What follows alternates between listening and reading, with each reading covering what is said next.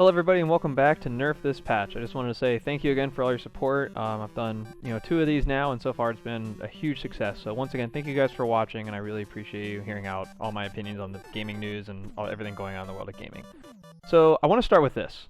Amazon Luna was just announced earlier today, and I want to talk about game streaming services. I know I've talked about Microsoft and Game Pass, but I think this is completely different. I think game streaming services are a great and horrible thing. Why do I think they're great? Because the accessibility to so many different developers, so many different games, for the most part, an affordable price for a lot of people, I think that's a great thing. And a lot of the times, like for this Amazon one, for example, this is going to be all web-based. Like Google Stadia, as much as that has its problems, the accessibility to play those wherever you want, I think is great. Why are they a bad thing? Because you no longer own your games, and you're now at the mercy of, the publisher of everything. So if you're waiting for Assassin's Creed and the game's garbage, and you're subscribed to the streaming service anyway, and you play it, the game's bad, you can't return it, you can't not buy it if you chose not to. Like, you've already committed to it, and it creates a pattern of, well, now the streaming services and the people who own it and the people who develop for it can just kind of do whatever, and as long as they're good enough, they'll coast by with it, with the promise of something new coming. The idea of us going full streaming instead of, having disk drives and all this other stuff, it sounds great on paper. When everybody saw Stadia for the first time, I think that, they were kind of in disbelief, and a lot of people I know were saying, well, we're not there yet. I agree. We're not there yet. I don't think that, full streaming services, like where you don't download anything onto any hardware and it's all, via the internet, just not there yet. We don't have the bandwidth yet, and it shows. You can see that in a lot of other streaming services, why they haven't blown up the way they have, that, lag matters. The only one that I've seen that makes it work very well is Google Stadia, and that has its own problems that we'll talk about later. But what matters most about the streaming services, once again, are the games. Gaming streaming services have been around for a while, and there's been a bunch in the past couple of years that have popped up here and there. But the only ones that have stayed relevant, like Game Pass, is because they have great games. And this is what it always will come down to. It always comes down to the games. It has nothing to do with the accessibility, which should complement great games. Not owning your games, however, is not a good thing. It's a bad thing. Because being at the mercy of these companies is worse than enjoying, or than purchasing games for a slightly higher price that you know that you're going to enjoy and that you're going to get the time out of. So if Call of Duty, for example, decides that Activision's, they're like, okay, well, we're just going to make a streaming service. Everybody pays, $5, $10 a month to play all the Call of Duties or all the Activision games or every Blizzard game, and then you get the new Call of Duty right after that. Well, if the new one's bad, you've already invested in it, and you just not means you lose access to everything else. You don't own any of the old ones to go back to. You have to stay on it, and it kind of gives them the freedom to do whatever they want with the next Call of Duty. Sure, most people buy them anyway, but you don't have that choice anymore. It gives them all the powers, or all the power. So sticking with Luna for a second, I saw the games list that they had, and it looked pretty good. You have Control on there, you have Yooka-Laylee, you have Resident Evil 7, you have Overcooked, Abzu, games like that. Like, I think it's a pretty good selection. Brothers: A Tale of Two Sons. We've already played all these games, and so this is why I think that this streaming service is perfect for the people who aren't really gamers. And I don't mean that as a sense that, you can be a gamer however you want to play, but the people who like really invest in games, that is a passion of theirs, that they go out and buy consoles and they buy PC games on Steam and stuff like that. I don't know if this is for those people. I think this is more for the people who, have a smart TV and, this is an easy way to get in some excellent games. And to those people, I think this is a great thing. But I want to make it very clear that this should be for those people. And I've seen online that, Ubisoft, they're going to add a specific channel that you can pay for. First off, Amazon Luna is $6, which $6 a month is nothing. Like, I actually think that's a pretty good price for the games that you can get. The Ubisoft was offering them, you can buy another channel. I don't know how much yet because they haven't announced, and you can play Assassin's Creed Valhalla and Watch Dogs Legion and all this other stuff. Once again, if the games are bad, you're kind of stuck. And it kind of devalues the streaming service right away. This streaming services in general, that are all web-based, that you don't buy the games, that you don't pay for the games, and it's just the service to stream like a free list or a cheap list or something like that. Those are for the people who either haven't played these games yet and just want a quick library of, a random selection, or it's for people who don't really game and it's just an option to have. I think that the games that I've seen on this list are for the hardcore. They've already played all of these. Like if Resident Evil 7 is over 3 years old, if you haven't played Resident Evil 7 yet, this would be a way to get into it. But it's been on sale on a bunch of other platforms too. Unlike Steam, where you would own the game, even though it isn't a streaming service, like, you can pick and choose in that regard.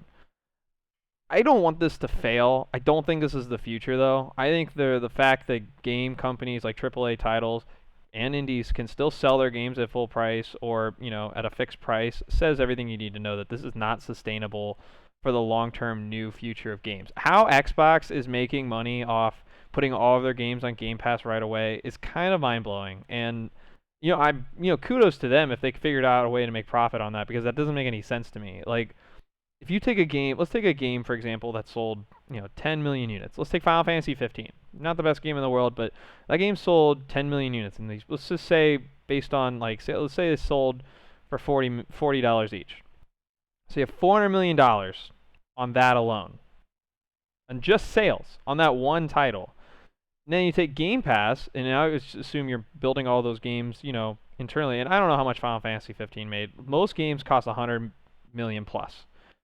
And you put those out, and you have a bunch of studios making this, but you're only still making the same fixed amount. Like, I don't know how you're breaking even that. Even Sony, like when I posted on the news article before, Sony was talking about it's not a sustainable service. For new AAA games, I completely agree. But for this, it should be fine. Do I think this is going to be successful? Honestly, no. I think it's going to be whatever. It's available.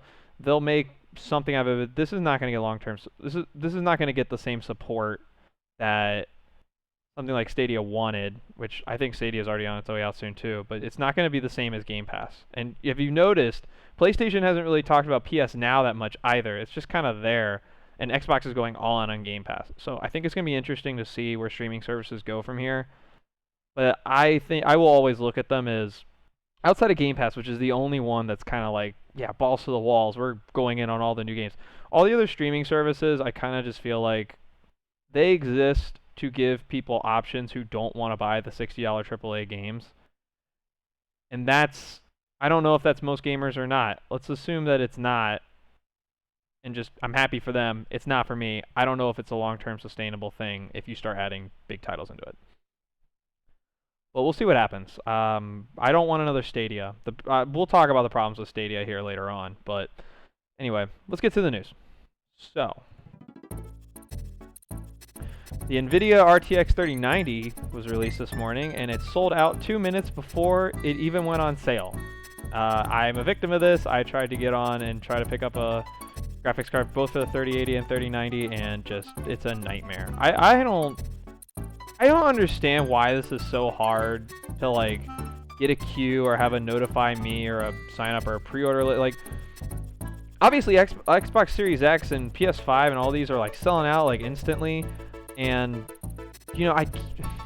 what about people for concerts and stuff like that when they queue people who are purchasing, tickets for a huge event or something like that? I can't imagine that the volume of people who are willing to pay for a $1,500 graphics card was so much that they couldn't supply. Even if you don't have as high a supply as maybe 15,000, 20,000, you could have done a queue. You could have done never mind. I'm not an expert on this. I just know that this has been a mess, and if you're lucky enough to get one of these graphics cards, I'm very jealous. Kudos for you. I upgraded my rig a couple of months ago, and I've been waiting on getting a 3080 for so long. So fingers crossed for everybody out there.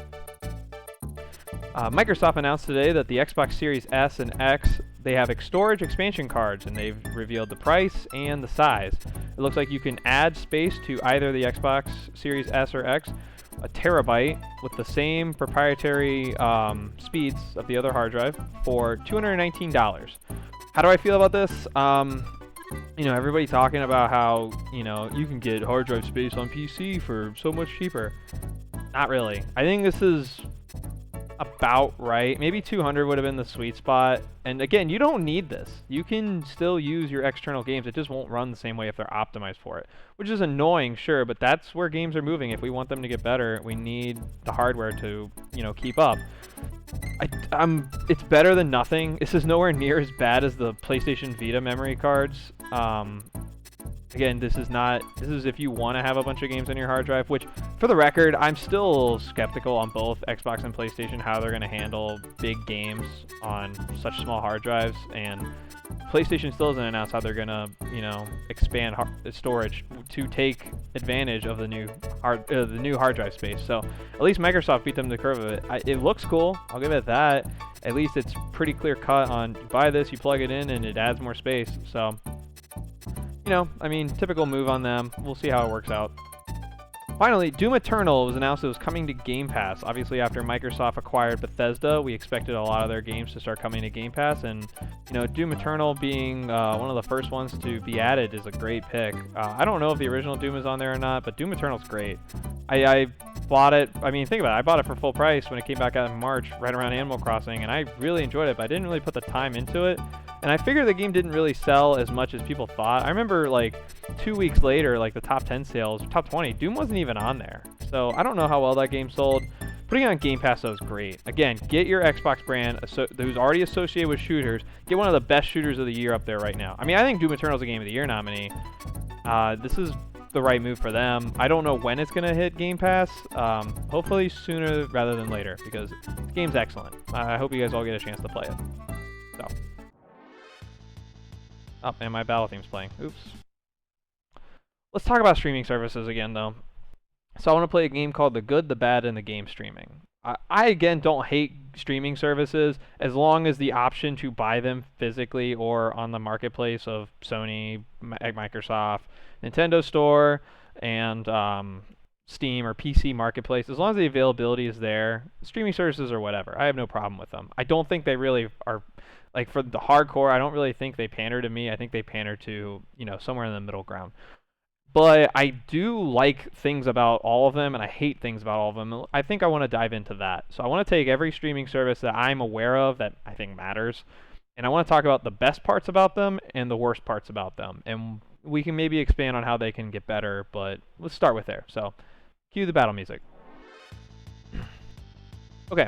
The best one by far is Xbox Game Pass, and this one's easy. It's the best value for your buck. There are so many great AAA and indie games on Game Pass on both platforms, for Xbox and PC, that if you own a PC at all or you own an Xbox at all, it's almost impossible not to have this anymore. I love it. It's the only one I actually own, and I think it's only going to get better. Obviously, the Bethesda purchase adds a lot of value to it, but I think that, you know, Microsoft moving forward with the next console, they're going to push for a lot of studios to put their games on Game Pass. All of their first-party titles are on there. The game selection's excellent, and, you know, it works exactly how you'd expect it to. It's the best functioning, you know, streaming service of among the ones I'm about to list. The only problem I think I have with it is you have to own. You still have to. There's the barrier to entry is you still have to own an Xbox, and you still have to own a PC to really play these games. And they're not web-based, which is a blessing and a curse. I think it's more of a better thing than to have it, but you still have to have a barrier to entry. If you get the cheapest Xbox, you're still spending $250, $300, so it's not the easiest to get into. Okay, next. PlayStation Now. This one's like a double-edged sword for me. On the one hand, the best part about it is some of the best PlayStation exclusives on there. You have Last of Us, you have Bloodborne, you have Journey, which I know is on PC now. You have about 800 games, and the best part, unlike Xbox Game Pass, where only some are on Xbox and some are on PC, they're all on both. And the only thing you need for PlayStation Now is a PC and a PS4 controller plugged into a USB. That's all you need to access everything. And you need a PlayStation account, but, you know, you can sign up for one of those. I think this one has a lot of potential. The problem is there's two huge glaring problems. Number one, it's expensive. Compared to Game Pass, the value that you're getting is nowhere near as great as what Game Pass offers. Number two, it doesn't really work very well. I've had a lot of lag issues with PlayStation Now. I tried it for 1 month, and I honestly hated it. I went back to playing like games on Game Pass because I knew I could just install them and play. But PlayStation Now, like, I remember I was playing around with Uncharted 3, I believe, or Sly Cooper. It was Sly Cooper, and just like it barely ran. I have great internet here, so they need to fix the functionality of that. It was almost unplayable at times. But yeah, there's still a lot of potential here. It needs to get better. Google Stadia. It's kind of amazing that Google Stadia works at all the way it does. It was as advertised, and it works amazing. I tried it. I tried a trial, and I tried playing. I forget what the game. I think it was Mortal Kombat, because I wanted to decide that, like, hey, fighting games can't be tortured by lag. Let's see how this feels. It felt great. I thought Google Stadia, the accessibility, I could, play the games on my phone, play the games on my desktop, play the games on my TV. Like, it was excellent. I really enjoyed it. Here are the problems, though. Game library sucks. It's also stupid expensive. All of the games are like $60. There's never a sale. You have to pay for the streaming service as is. You have to use their. No, you could use another controller. Never mind. But like, it was so pricey, and all these games are cheaper on other platforms without in better format. Like, I owned Red Dead Redemption 2 on PS4, and it looks amazing. Why would I pay $60 again to have it on Google Stadia, and it would be, susceptible to my internet, which, even though it's great, could still like fluctuate. It could be 1080 this time, it could be 4K this time, it could be 480p. Like, this needs to get ironed out. They need to make this cheaper, and they need the game library to expand significantly, because I feel like if they don't touch on this soon enough, this is already done. So, fingers crossed for Google Stadia. Project xCloud. Now, if you don't know what this is the bundled service where you can play your Xbox games on your mobile or on like a tablet and stuff like that. And I think the versatility behind that is the best part about it. Like, if I could have my phone and plug in a controller via Bluetooth or pair it and hold it up this and play games wherever I want on any network, sign me the fuck up. Like, that sounds awesome. Here's the problem though. One, if you have an iPhone, you're totally screwed. And two, like, it's not really been proven to work as well yet. And, it's the fact that they're still, like, kind of dicking off with its release, and it's still in preview mode, and it was supposed to release, a week and a half ago, and they still hasn't. Like, I'm kind of just like, let's see it work. I want to see it out, and if they can ever get this iPhone thing figured out. I know most of the problems with having it on iPhone has nothing to do with them. It has everything to do with Apple's weird streaming, game service, whatever. That doesn't mean it's not a huge hit for them. So hopefully that gets ironed out as well. Finally, GeForce Now. This is a weird one, because this one is, you have it through Nvidia, and if you own the games, you can stream them directly to whichever device you're using. And if you don't have a strong PC and you want to stream it, you have that accessibility, which I think is cool for people who have low-end PCs or can't upgrade.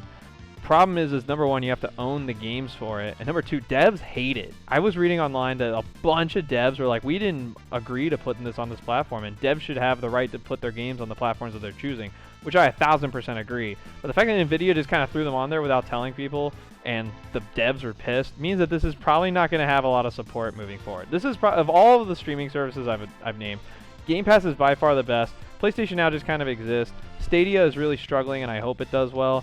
xCloud will do fine. This is the one where it's like, this is probably gonna die. Like, if you're pissing off the devs, which is the only source of content that you have is from the games, then you're totally fucked. So we'll see what happens from there. But at the end of the day, though, you really need to understand that this is not going to be a long-term sustainable thing.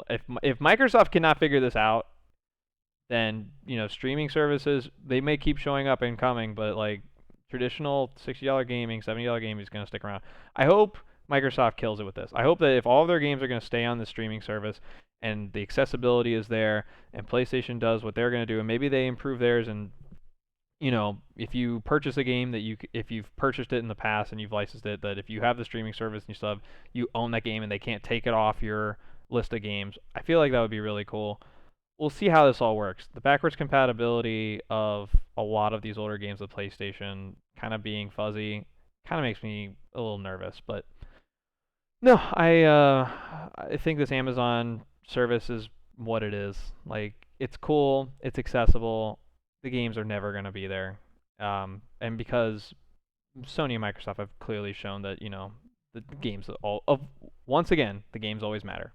So, best of luck to Amazon, but, good luck trying to get studios to really put games exclusively on that platform. That's all we got today. Thank you guys so much again for listening. If you have any questions, or if you ever want to be on the show to be interviewed and asked a bunch of fun questions or play a game with us, like the one we just played, please let me know. I'd love to have people on here, and I really appreciate all the support, and I really appreciate all the time you guys have spent, listening to me just kind of ramble here and there. So, thank you again, and keep on gaming.